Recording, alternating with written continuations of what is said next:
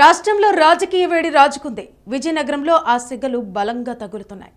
ఉత్తర కోస్తా మధ్యలో ఉండే విజయనగరం వ్యాపార వాణిజ్య కేంద్రం.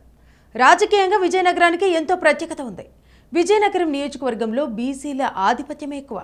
రాజులు రాజ్యాలు పోయినా ఈ ప్రాంతవాసులు రాజులను ఆదరించడం వల్ల ఇప్పటికీ అశోక్ గజపతిరాజు, బొబ్బిలి రాజులు రాజకీయంగా క్రియాశీల పాత్ర పోషిస్తున్నారు. అదే సమయంలో బీసీ నేతలైన మంత్రి బొత్స సత్యనారాయణ, కిమిడి కళా వెంకట్రావు వంటి వారు రాష్ట్ర స్థాయిలో చక్రం తిప్పుతున్నారు. విజయనగరం అసెంబ్లీ నియోజకవర్గంలో 2014లో టీడీపీ నుంచి మీసాల గీత, వైసీపీ అభ్యర్థి కొలగట్ల వీరభద్రస్వామిపై ఘన విజయం సాధించారు.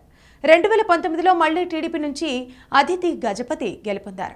ఇక 2024 టీడీపీ నుంచి అశోక్ గజపతిరాజు కుమార్తె పూసపాటి అదితి విజయలక్ష్మి గజపతిరాజును బరిలోకి దించగా 2 సార్లు ఓడిపోయిన కోలగట్ల వీరభద్రస్వామికే మళ్లీ టికెట్ ఇచ్చింది వైసీపీ. టీడీపీ నుంచి ఎవరు గెలిచినా ప్రజల్లో మమేకమై కలియ తిరుగుతూ సమస్యలు పరిష్కరిస్తూ వస్తున్నారు.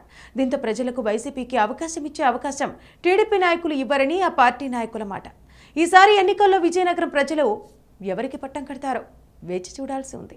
అధికారం కట్టబెట్టేది శాసించడానికి కాదు, పాలించడానికి. 5 ఏళ్లకు ఒక్కసారి చేతికొచ్చే ఆయుధం అసమర్థుని ఆదుకోవడానికి కాదు, దమ్మున్న నేతల్ని ఎన్నుకోవడానికి. ప్రజాక్షేత్రంలో ఎంతటి ఘనుడైనా మట్టి కొరగొచ్చు, మట్టి మనుషులకు సైతం పట్టం కట్టొచ్చు.